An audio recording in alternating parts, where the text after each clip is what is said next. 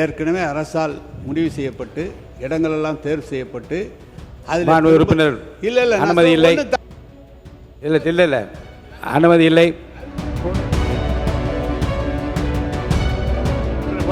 புலி தாக்குனதை பற்றி சொல்லுங்க.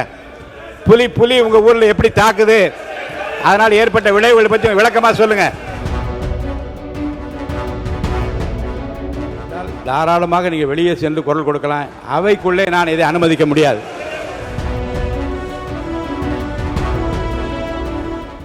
மாண்பு பேரவைத் தலைவர் அவர்களே, ஏற்கனவே அரசால் முடிவு செய்யப்பட்டு இடங்களெல்லாம் தேர்வு செய்யப்பட்டு அதில் உறுப்பினர் இல்லை அனுமதி இல்லை இல்லை அனுமதி இல்லை. கூடலூர் தொகுதி இல்லை, இது அனுமதி இல்லை. இல்லை, விவாதமே இல்லை. அதை பற்றி எந்த விளக்கம் கேட்டால் இன்னொரு உறுப்பினர் சொல்ல விரும்புவார். அனுமதி இல்லை.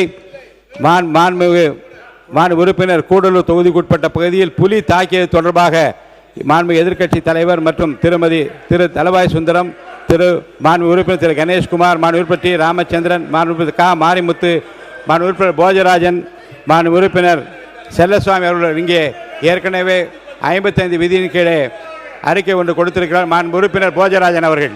மாண்பு உறுப்பினர் போஜராஜன், புலி தாக்குனதை பற்றி சொல்லுங்க.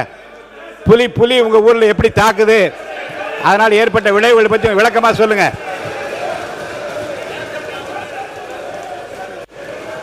மாண்புமிகு பேரவைத் தலைவர் அவர்களே, இல்ல கொஞ்சம் இருங்க. புலி பயங்கரமா தாக்கி இருக்கு, மக்களுக்கு ஆபத்து ஏற்பட்டு இருக்கு. அதை பத்தி அவர் பேசுறாரு. மாண்பு உறுப்பினர் போஜராஜன்,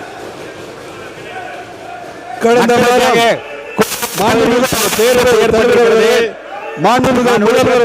பேசுறது கொஞ்சம் கேட்போம்.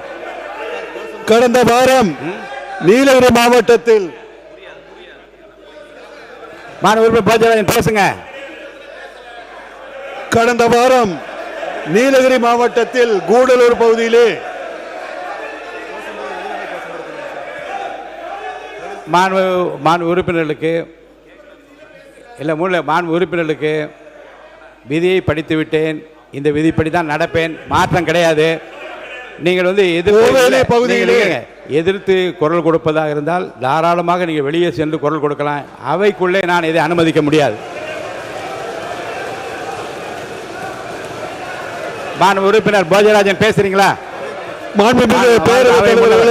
அவை முன்னவர்.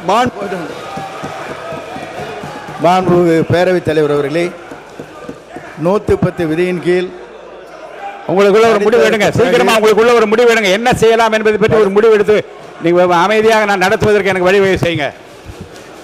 மாண்பு அவை முன்னவர். 110 விதியின் கீழ் முதலமைச்சர் அவர்கள் அறிவித்ததற்கு பிறகு என்றைக்குமே அது விவாதம் செய்து மாண்பு உறுப்பினர் அவை முன்னவர் வாங்க வாங்க வாங்க வாங்க கொஞ்சம். மாண்பு புலி அவை காவலர்கள் வந்து அதிகமான குரல் கொடுக்காம இல்லைங்க.